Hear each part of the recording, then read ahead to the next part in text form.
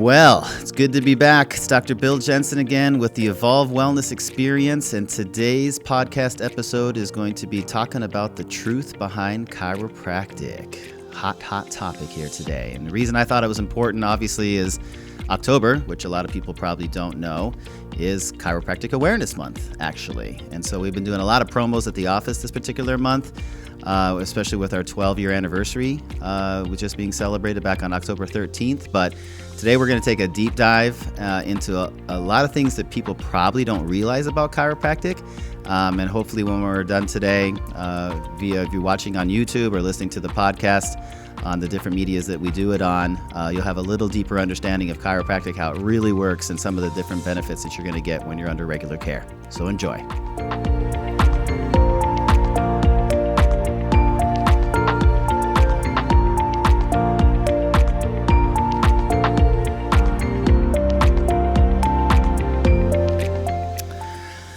So I think one thing that I always do, I'd like to give you just a little bit of background on my personal story and like why I became a chiropractor. I've, been working now for 20 years in the industry, and one thing I know for sure is like everybody has a different story. Some people have no story. I have a lot of people that we've brought on board to work with us, and I said, how'd you get into chiropractic? Were you under care when you were a kid or at some point in your life? And they said, nope.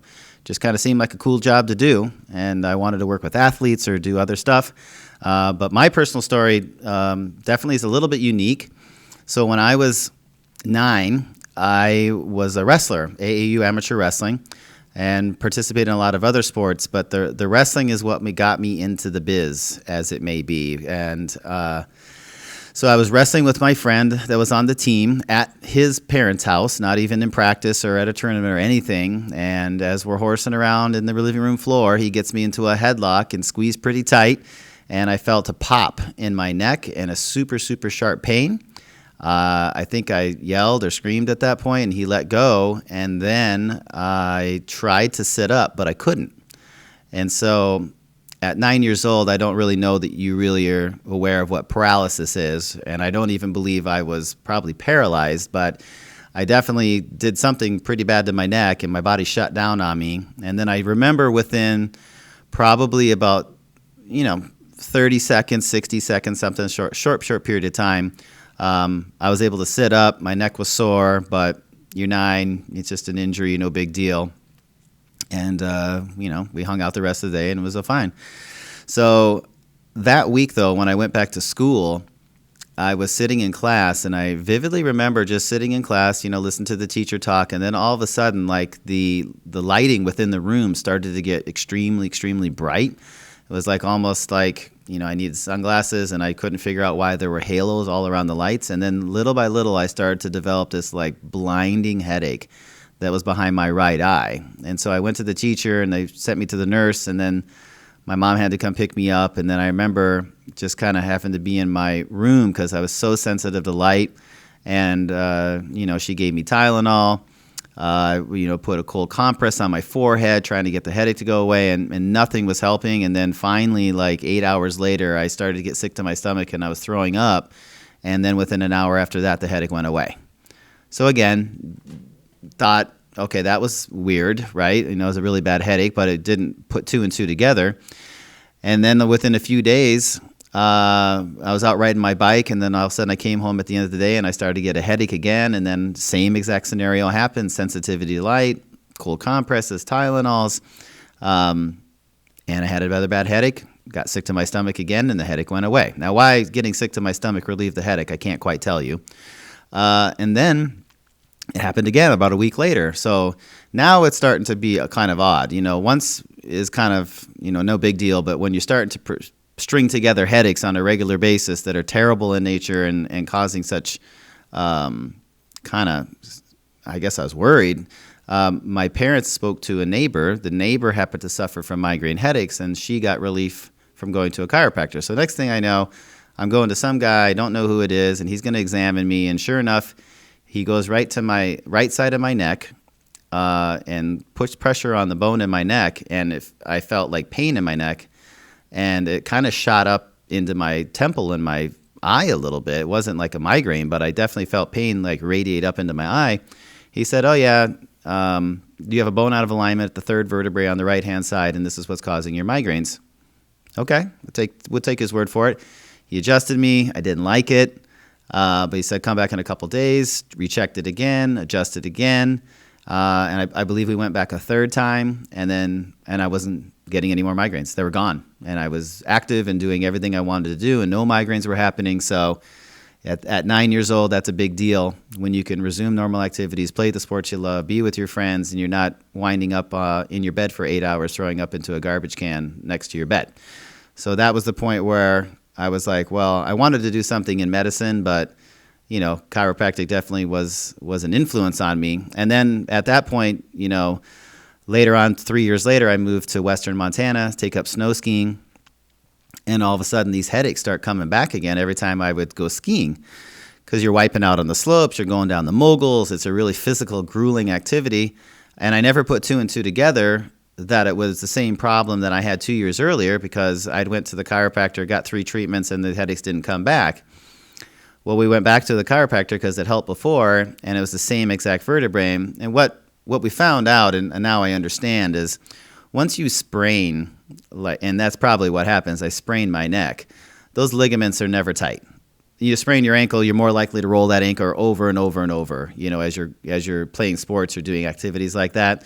So I had an instability in my neck that I got treatment for, and that resolved the symptoms, but only to the level where if I, did something really physical in nature, it was going to aggravate the problem again. So now I understood, really one of the first lessons in chiropractic is you don't just treat until the pain's gone and assume that everything's okay. You got to stabilize things, strengthen things, and so that you're going to not have recurrence of the problem again. So we got treatments, we did strengthening exercises, and little by little the headaches were gone again. I could go skiing, no headaches whatsoever.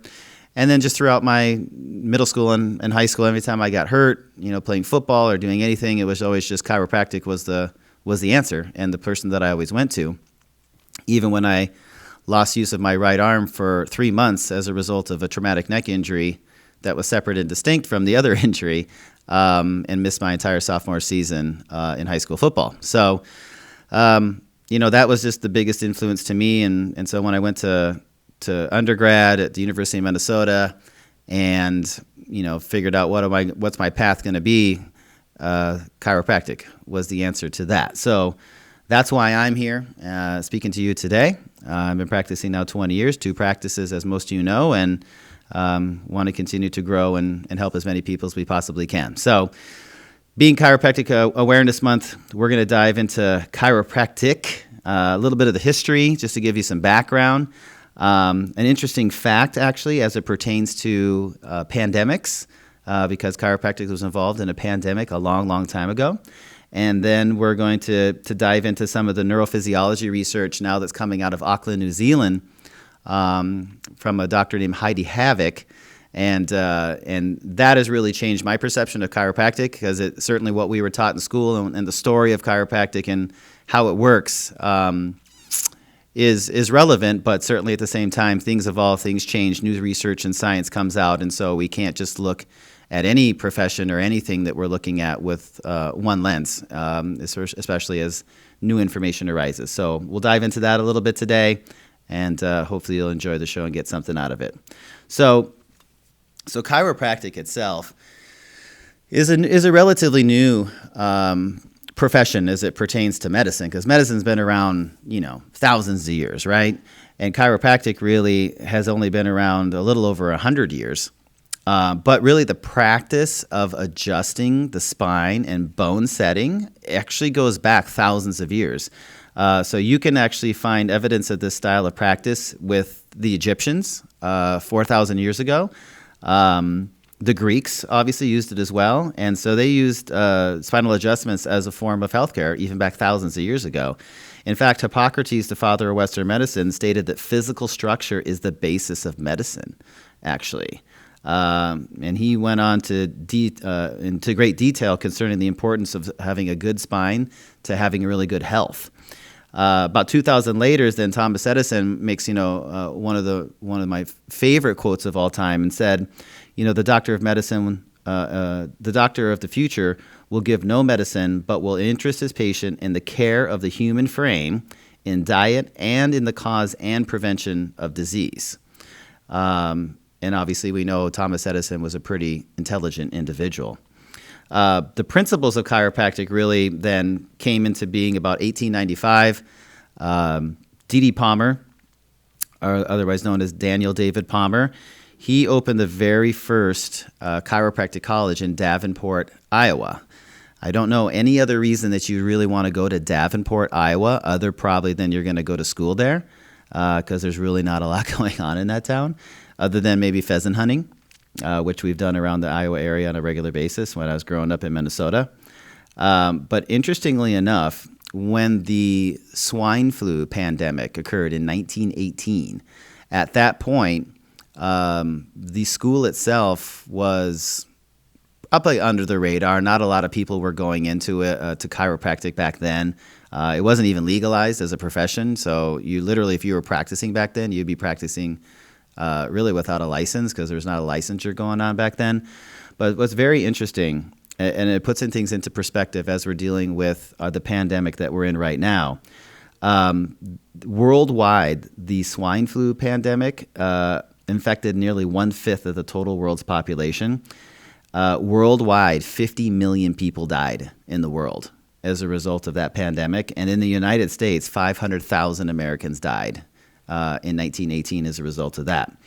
Now, what's interesting is that in Davenport, Iowa, there were cases of the swine flu that were going on. And so statistically, I have it written down here, there were 50 medical doctors that treated 4,953 cases of people that had swine flu.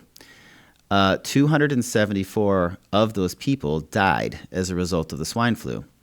At the same time, in the same city, 150 chiropractors and chiropractic students treated 1,635 cases of people with the swine flu, and only one person died as a result of that. So what's interesting is that, so people ask me on a regular basis, is a chiropractor a doctor? I suppose, I mean, we're classified as doctors or physicians.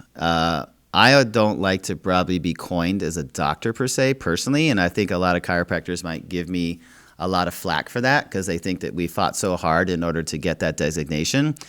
But really, when I think of a doctor, I think of like somebody that deals with people that are sick and prescribes medications or performs surgeries or does stuff like that.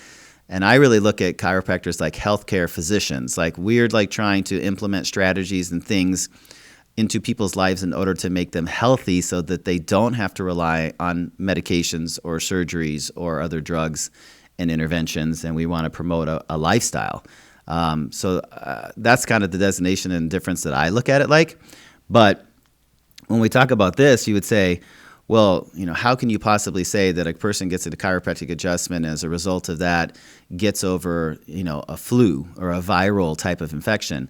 Well, what we didn't know then, right? Because we were like, well, bone out of alignment pinches nerves and does this and that. But what we now know actually is that there are 7 really good research studies as it pertains to immunity. And what we can say is that when you get a chiropractic adjustment, within minutes after you get that chiropractic adjustment, you have increased white blood cell activity. And as we know, white blood cell activity is going to be paramount as it pertains to fighting any type of infection whatsoever. Now, some chiropractors will say, well, there's never been a research study that shows that makes you any less likely to get sick or get a cold or get over it. And I would agree with that. There has never been a study that shows as a result of getting the chiropractic adjustment and having increased white blood cell activity, that makes you less likely to get sick or gets you over a cold or flu or illness faster. So that study definitely needs to be done. But we also know, and if you go back to my podcast when we talked about immunity, one of the most important aspects of immunity is good lymphatic flow throughout all of your body, because that gets rid of toxins and viruses. It shuttles white blood cells and other immunoglobulins to other areas to fight off infection. And so we definitely know that that's a very, very important part of having a good immune system. And we also know that one of the main ways we get lymphatic flow is through proper respiratory volume throughout your chest. And we also know that chiropractic has been shown to improve the ability for you to expand and contract your chest appropriately. And so you can put two and two together. If increased expansion of the thoracic spine and rib cage improves lymphatic flow, and we know that improved lymphatic flow leads to better immunity, then you can certainly see why some people may be getting benefit when they had the swine flu, because their immune system's white blood cell picked up, and their ability for their lymphatic system to flow better improved as well. And so maybe that would be the reason why you saw one death when it pertains to getting chiropractic adjustments and getting over the swine flu versus taking medications or do things that are going to inhibit viral transmission or replication, but doesn't really do anything in order to enhance the immunity of that individual.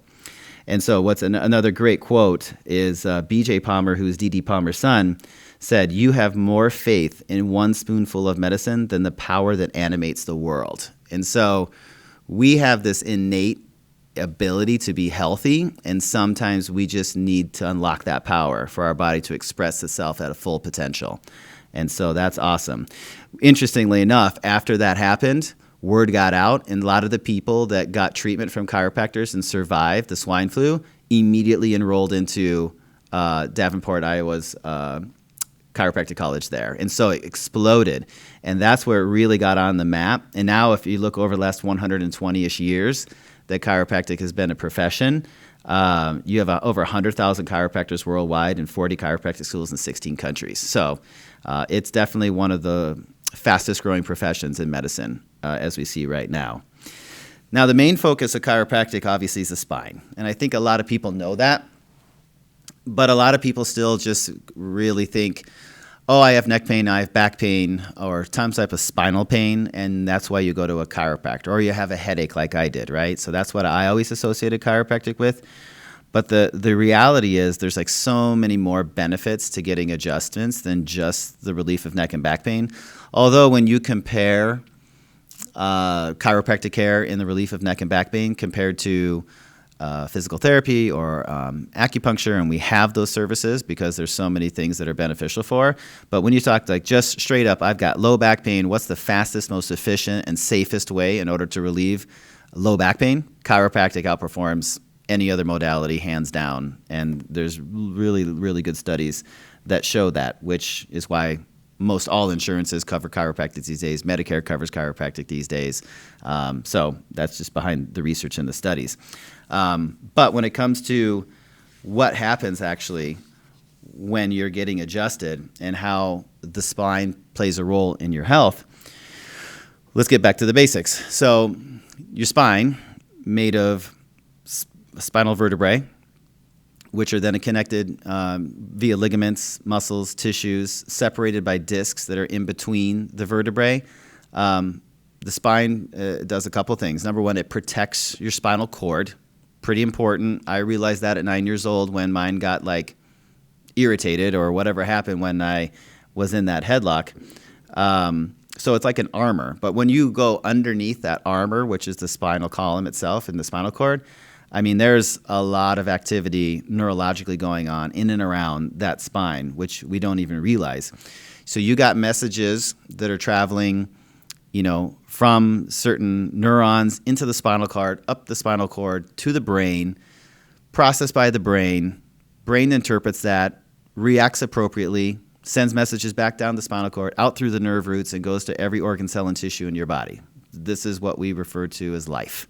We interpret our environment and we live our life through our nervous system. That's our memories. It's everything that we do. There's not a single body process that you can't perform without neural input. So, and when you think about your spinal cord, one of the things that I always talk to people about, specifically patients that come into the practice, is think of your spinal cord like a highway.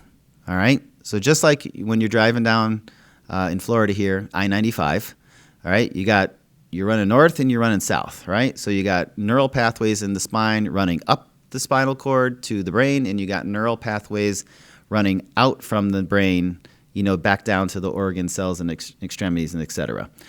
What's interesting is that we know, neurologically speaking, that 80% of the information that your brain receives from organ cells and tissues come from neurons in and actually around your spinal column. So it's very, very important. And in fact, what's more interesting is that the ratio of these fibers. So for every 40 fibers going into your brain, you only have one coming out. So let's think about the highway scenario, right? So that's like going I-95 northbound in Florida. You got 40 lanes wide northbound, and you got one lane coming southbound. Now, that's pretty cool. What's that tell you? It tells you this. It's way, way, way, way more important what your brain gets input, like the input your brain gets, than the output your brain gives. And you would think that's crazy because, I mean, your brain's, you got your heart beating and your lungs breathing and your kidneys filtering, all things that are vital, that if any one of those things goes haywire and stops or is not regular or improper, you die, obviously. But it just demonstrates the importance of the input that your brain is getting from your body. And more specifically, as we say, 80% of that input comes from your spine. So if you've got a dysfunctional spine for any reason whatsoever, and 80% of that communication is not adequate, and your brain is getting bad input from what's going on in your environment or in your body, how do you expect it to respond appropriately in order for things to function as close to 100% as possible? By the way, if you're wondering where does the other 20% come from, well, that's our sensory organs. So our eyes and our ears and our nose and our mouth and all of our other senses is the other 20% of input that gets into our brain. So a lot of people ask me on a regular basis, I want to take supplements. What do you take? And so that's a pretty common thing that happens about every single week. And although the list is certainly long, and I don't subscribe to one particular line in general, I will say that one of the ones that I go to on a regular basis is Kion, Kion. And they have really a good base of general supplements I take for health and wellness, longevity, immunity, and you name it. So if you go to Get Kion, that's GETKION.com, we actually have a promo code that you can put in when you subscribe or you get any of their products, and it'll give you 15% off. And so that's what I would tell you to do is go to getkion.com, put in Premier Wellness as the coupon code, and get 15% off. They got great supplements, good multivitamins, good fish oils, good stuff for immunity, which is important right now. So go to getkion.com and enter promo code Premier Wellness for 15% off.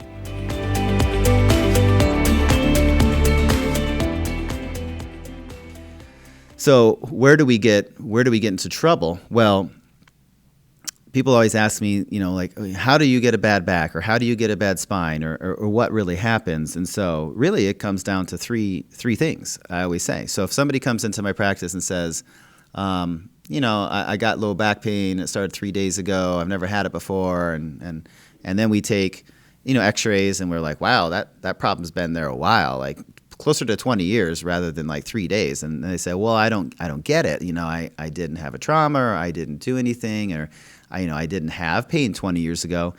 Well, it's like anything else. A problem starts out small and it's probably unnoticeable and not symptomatic. But then as it gets worse and worse and worse and starts to get to a point where it's symptomatic, it's been there a long, long time typically at that point. And you see that across the board.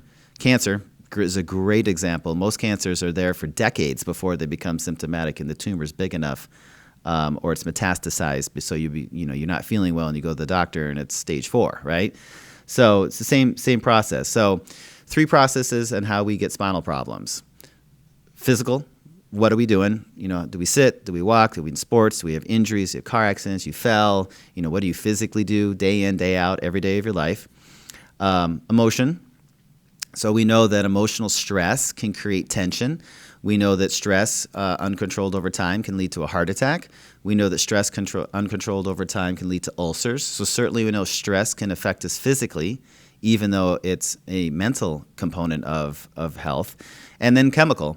So chemical would be defined as what you eat, lifestyle habits you choose. Do you smoke? Do you drink? Do you chew tobacco? Do you work in an environment which has hazardous pollutants or fumes in the air that you're breathing in all the time? We know that chemicals can affect us physically. Roundup can cause cancer, right? So those are the three things. So when you're under physical or emotional or chemical stress abnormally, or just resisting gravity, that's a physical thing that we do every day. Areas of tension can build up in the spine. It can restrict motion within the vertebrae themselves. And then as that stays there long enough, you can start to cause damage. And so what's interesting is that we talked about, the spine gets 80% of its input to the brain, but how does that do that? And so one of the ways actually is movement. So a lot of people associate muscles. You think of your bicep or your tricep or your pec or your shoulder, right?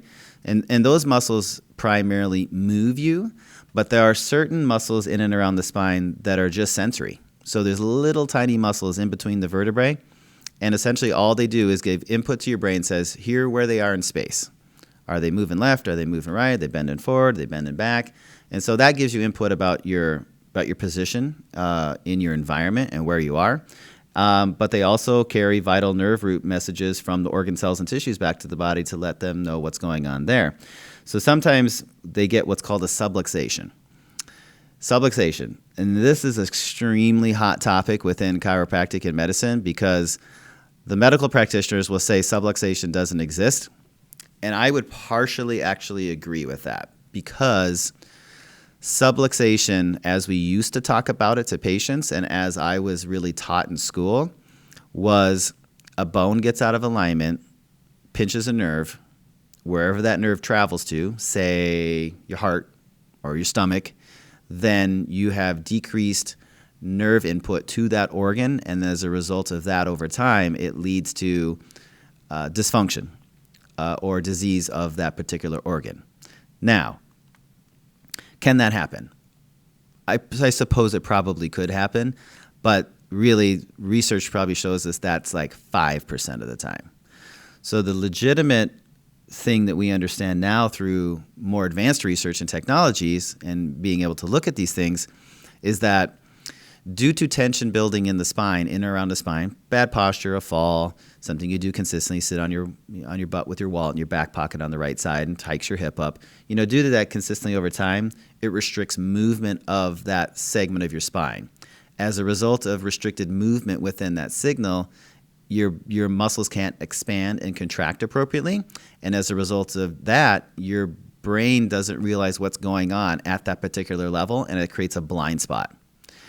And so when we have a blind spot, the brain will figure it out. It will guess, and sometimes it guesses inappropriately. And so this is what can lead to a very common thing that happens. How many times has somebody listening out there right now know somebody or maybe happened to themselves where they bent over to pick something up and all of a sudden their back spasmed on them, just out of the blue? Or you kind of felt it jolt a little bit and you had to catch yourself, and that's the brain guessing wrong. It's contracting certain muscle groups that it shouldn't contract, and then neurologically the muscle spasms on you, and now you've got guarding and you're leaning to the left for 5 days and you got to go to the chiropractor, or you got to go to your doctor and they say, oh, you got a muscle spasm, you pulled your back, we're going to give you muscle relaxants, anti-inflammatories, painkillers, right? But really, what was the reason that occurred? The reason that it occurred wasn't because you bent over and picked up a super heavy sock. I mean, that's for sure, right? The reality is that you bent over, and when certain muscles were supposed to fire to protect you and work in a coordinated fashion, the brain guessed inappropriately, and you pulled your back, or your muscles went into spasm, and it just went into dysfunction, essentially. So what happens with a chiropractor? You go in the chiropractor, they evaluate you, you got a muscle spasm in your back. We give you stim, we give you heat, we start adjusting you, starting to restore normal movement into that level where you got the spasm. And little by little by little, the brain goes, okay, I'm getting proper input. Everything's cool. There's no injury down here. Spasm starts to relax and subside. You start to stand up straight again, and your pain eventually goes away after a few days. So that's really the premise of what happens on a dysfunctional level as far as like a lower back pain or a lower back injury as a result of lack of proper movement. So getting gentle adjustments to your spine, the way you really want to look at it is that we just want to continue to maintain normal movement patterns within all the segments within your spine from top to bottom. If we can do that, now you have accurate information flowing from the spine to the brain. Your body's perception of where it is in space becomes more accurate. And it's almost kind of like fine-tuning a race car's engine, essentially making sure it's functioning optimal and running really, really well. And so also by doing that, you essentially what you're doing is you're maintaining normal movement, which supplies nutrients to the discs. This is really preventative in having degenerative disc disease, which, by the way, by the age of 80, nearly 100% of the population has, because they didn't have normal movement patterns in their certain levels in their spine for too long, or traumas, which is another secondary way.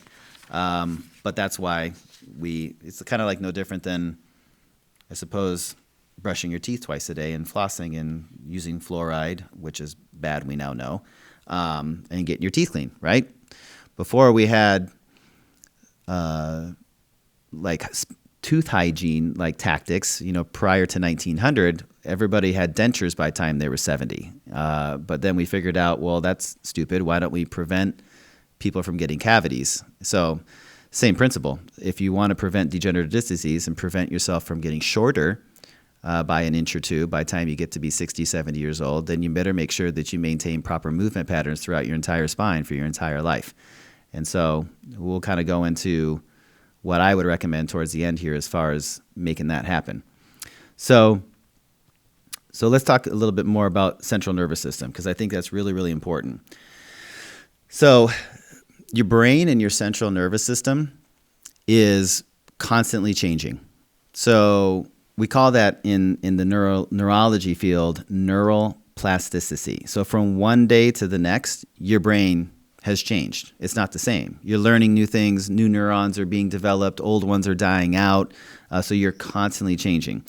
So what causes this change? Well, again, to start with, your brain receives a constant supply of messages about your body, internally and externally of your environment, from sensory organs, eyes, ears, nose, mouth, tongue, and so on, like we said, and also from your spine, 80% of the time.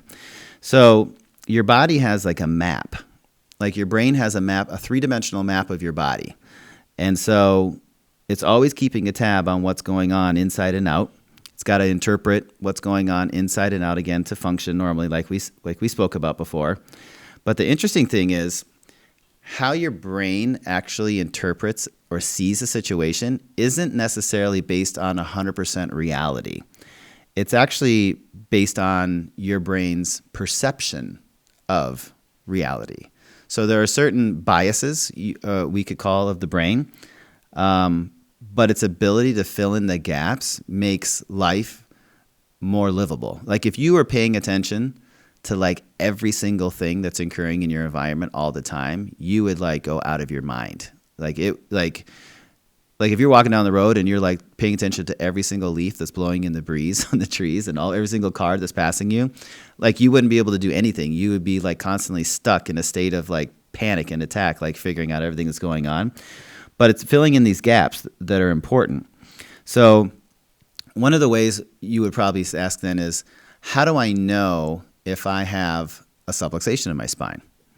If you're trying to tell me that a symptom or a pain, for example, is not the most accurate way to know that. What are some of the obvious things to say, my brain is not getting input from my spine like it's supposed to be? So it is pretty cool. So you ever find yourself for some strange reason, all of a sudden you get clumsy? I don't know, you're walking past and you stub your toe on the coffee room table, or you're walking through a door and all of a sudden you're bumping your elbows on the door frame, or you're walking and all of a sudden you're tripping on stuff. So being clumsy actually is interesting. Maybe one day out of the blue, all of a sudden, you golfers are going to love this, your swing is absolutely terrible and you can't figure out what it is or why it is that your golf swing is absolutely crap, because the last round you went out and you played and you could do no wrong. So that might be just perception, where your arms are in space, where your club is in space, and maybe your body's not, you think it's in one spot, but it's really not in that same spot, which is really cool because there's a great study that I'm going to talk to you about in a little bit, which actually goes into that. Or, maybe you find yourself just totally overreacting to a situation, like a situation you normally are cool as a cucumber dealing with. All of a sudden, it just infuriates you and you're overreacting and you're just not being yourself. So these are, interestingly enough, all things that actually can happen when your spine gets out of alignment and your brain is not reacting appropriately to what's going on with it. So where chiropractic comes into the picture is because, again, with the vertebral subluxations we spoke about earlier, and it's altering the way your brain processes information. When we correct those things get better. So, I have a patient that comes in, for example, and he says, I always know when my back is not moving well or getting locked up because my knee starts to hurt on the left-hand side. And again, in and of itself, there's nothing really wrong with his knee. It's just that when his back gets locked up and he doesn't move normally, he puts more weight into his left knee and it starts to irritate his left knee. So that's his cue to come in and actually get checked to make sure his leg length is good, his spine is moving good, and so he walks and functions more normally. So what we know also is that your brain receives information about your body and your environment through the sensory organs, as we spoke about.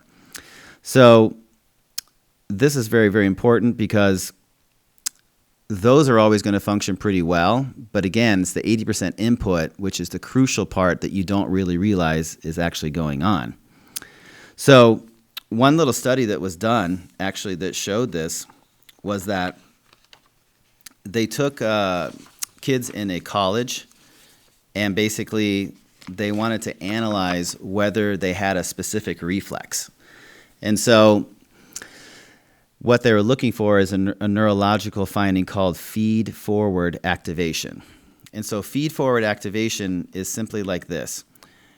When we lift our arm, for example, there are certain muscles within our core that fire, that stabilize our body so that when we lift our arm, we don't sway to the right if we're going to lift our right arm, for example.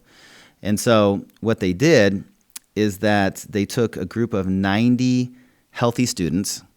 These were healthy was defined as no incidence of chronic or subacute or injuries to their spine. No pain at the time of the study was being done. And they put these little electrodes on them to analyze when they lifted their arm up to the side, was their muscles going to contract in a timely fashion in order to stabilize their core? And so what they found actually is out of the 90 healthy students, 17 of them could not pre-activate their core muscles when they lifted their arm up to the side. Again, and what that would indicate is an instability in the core, and we also know the instabilities in core, as you probably would understand, makes you more prone to having a lower back injury when we're going to lift something. 6 months later, the researchers tested 13 of the 17 people that couldn't pre-activate their core or do the feed-forward activation, and again, they found that most of them still couldn't do it. All right, so they let some time lag, the 6 months to go by, just to make sure that there wasn't any other reason why they couldn't do it. And then they tested them, and all of them, again, couldn't do it.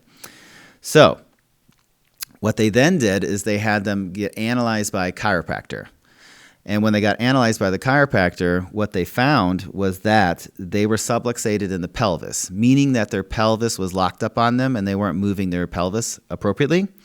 And so what they did is they got a single session of chiropractic care, then they rechecked them.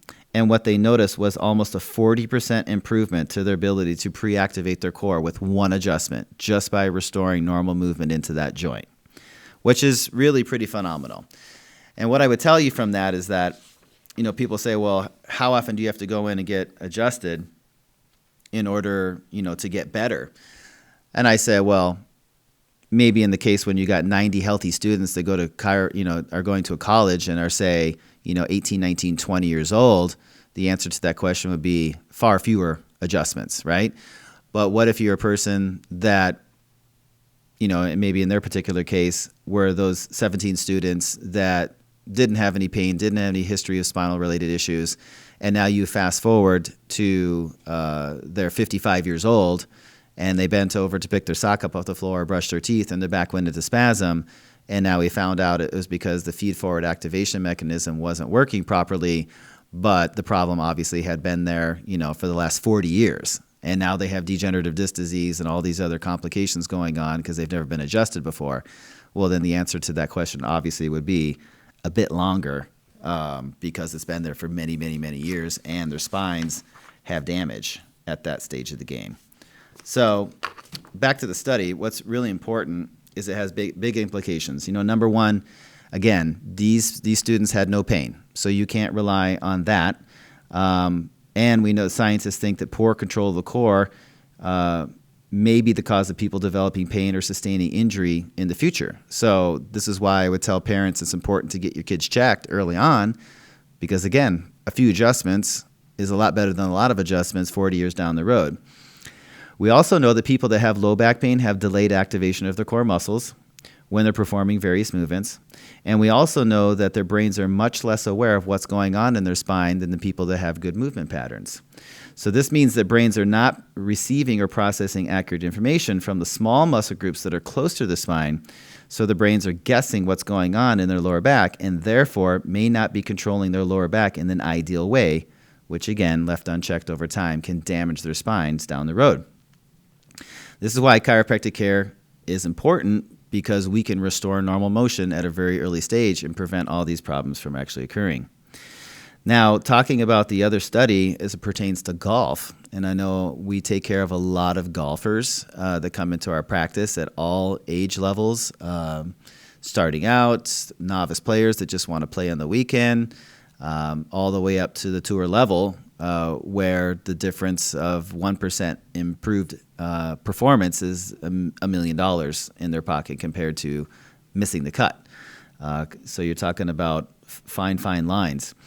So what this study did, it took 25 people with low-level neck pain. So they did have neck pain.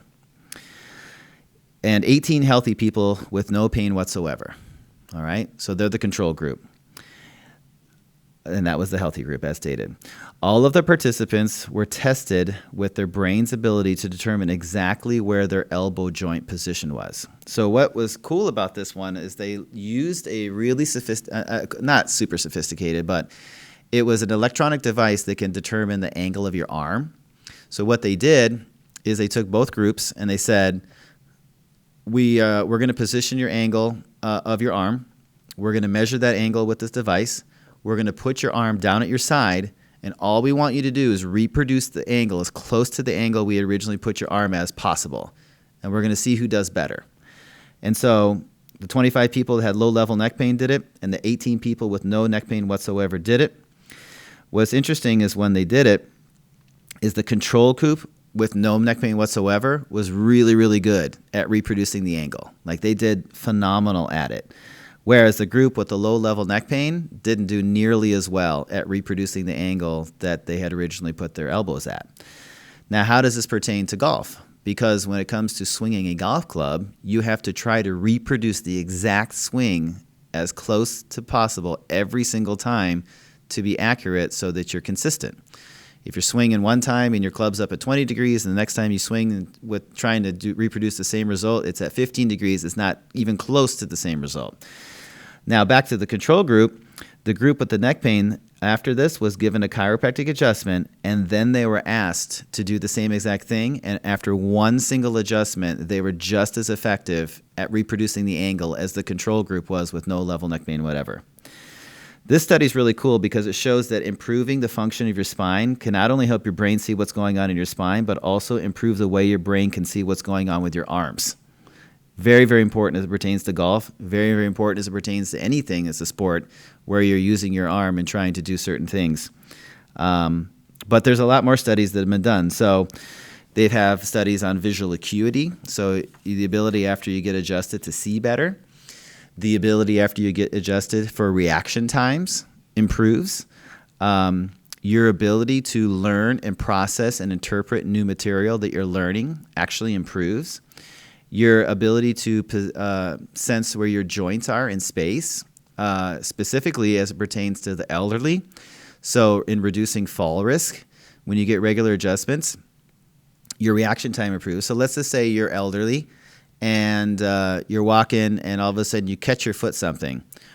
One of the most important things is two. Number one, reaction time. So if you can catch yourself before you fall, that's very, very important.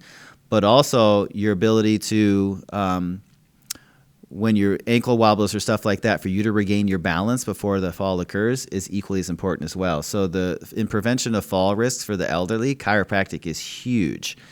Improve spinal function, as we stated, in order to move better, be more functional in nature, prevent your spine from deteriorating over time as we get older is crucial. They also did another great study as it pertained to people who are athletes in muscle fatigue. And so what was cool about it is that they had people do leg curls. And when they were doing the leg curls, they would assess, same person essentially, how many leg curls with a specific amount of weight could they do before they got so fatigued they couldn't physically lift the weight anymore. And so they evaluated them and got their baselines put together. All they simply they evaluated their pelvis and their lower backs, and they gave them chiropractic adjustments to dysfunctional segments that weren't moving that well. And then they retested them, and what they actually noticed is they got significantly stronger. They not only surpassed the normal rep schemes they had as baselines, they actually got stronger as the movement went on. The limitation to that study was we don't know how long that neurological effect lasts for. And it wasn't actually because of the fact that their muscles were any stronger. It was the ability of their neurons to contract the muscles longer and harder than their baseline performance is the reason why they got better with time and actually were stronger from that. So that went into the prevention of muscle fatigue. So just, with some of those examples like we've given here today, you may ask yourself, well, okay, on a practical level then, like, what do you recommend so far as prevention? What do you recommend so far as performance, in order that I keep my spine moving good so it's giving proper input to my brain and proper input to my brain about my environment? And, is there different rules of thumb? So in the regards to prevention of deterioration of your spine and degenerative disc disease, I think that there's a lot of good research out there that really shows just due to normal activities of daily living. So ruling out, aggressive forms of exercise, immense amounts of stress on your spine as a result of, say, sitting at a desk job 40 hours a week.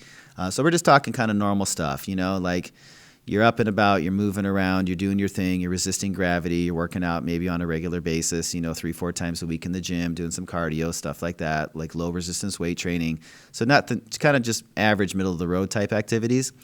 I would tell you probably to get adjusted about every 2 weeks would be important to maintain normal mobility, normal movement patterns, prevention of degenerative disc disease in the spine. And there was one really good research study done in that regards as it pertained to rats. And so what they did is they pinned the vertebrae of a rat together, and then they analyzed on MRI how long it took before that disc started to break down. There was one study in Italy. There's another study they did it in Japan, and the range was somewhere between 10 to 14 days of lack of mobility at a cellular level starts to break down the disc between two immobilized segments. So if we take that back to a real-world example with humans, although there hasn't been a human trial because we haven't found a human that's volunteered to have their spine pinned together at two segments and then go through this. At the end of the day, I kind of say, we do a lot of our research on animals, and then we take that research and we project it to humans as it pertains to recommendations and drugs and medications and such. So I would simply say, although a human is upright and a rat is more like, I guess, I don't even know, perpendicular to the ground. So they don't have as many axial forces on the spine like a human upright walking does. At the same time, I say, why take the risk? Get adjusted every 10 to 14 days. Then if you're talking about somebody above and beyond, a high-end athlete, you're, again, at a desk job 40 hours a week, tremendous stress on your spine, you're in you're pouring concrete for work every day. You're lifting heavy stuff. You work for UPS. You're working for Amazon delivering packages. You're putting a lot of stress on your spine. I would say once a week is a good thing to do. And it's why we offer our wellness plans at our practice that includes basically coming in once a week. So you can come in 4 or 5 times a month, depending if there's 5 weeks in the month, and get your spine adjusted on a regular basis, you perform better, your immune system's better, you sleep better, your energy levels are better. You function like a high-end race car, and I see it all the time, especially kids. I mean, they're born to be healthy, and it's amazing to see when kids get adjusted on a regular basis how they express life and develop super, super healthy immune systems and do well in school and excel at sports and all the different things that kids should be doing, obviously. So, again, prevention of degenerative disc disease once every 10 to 14 days, like high-end race car, super, super good performance, once a week. Getting massage, once every 2 weeks to once a month. Keep the muscles moving good, keep tension. Stretching, exercise, good diets, all the other healthy habits, because it's not just chiropractic. I mean, certainly if chiropractic adjustments gave you everything that you wanted as far as your health is concerned, that would be awesome. But the fact is, obviously, that health being your most important asset, as I always say, there's a lot of facets to health and things you got to work at. And so I would tell you that I work really hard. And if you look at my supplement cabinet, it's full. And I don't like to take supplements all day long and figure out when I'm going to do it. But, it's work, it's meditation, it's exercise, it's a lot of the stuff. But like anything else, if it's important to you, and health should be, because it's your most important asset, those are things you got to work at really, really hard at. And it should be your first thing that you think about when you wake up in the morning to the last thing you think about before you go to bed at night, because sleep is important too. So hopefully you've learned some stuff here today on a neurological level and chiropractic and how it can improve the health of you and your family. Share this with as many people as you can, because the word's got to get out that bones don't go out of alignment and pinch nerves, but it's lack of movement and lack of input to your brain that really affects your brain's ability to respond appropriately to your environment and to what's going on in your body. And when you combine that with all the other things as it pertains to health, with a good positive mental attitude, good sleep patterns, good nutrition, good exercise habits, those will pay dividends later on in life. And when pandemics like this happen right now, you'll be sitting on the side that says, I'm not too worried about everything going on right now, because I know I've done my homework and put the work in to get me to where I am today. So thank you for tuning in to another Evolve Wellness Experience episode, and I look forward to seeing you next month as it pertains to our next health topic. Thank you.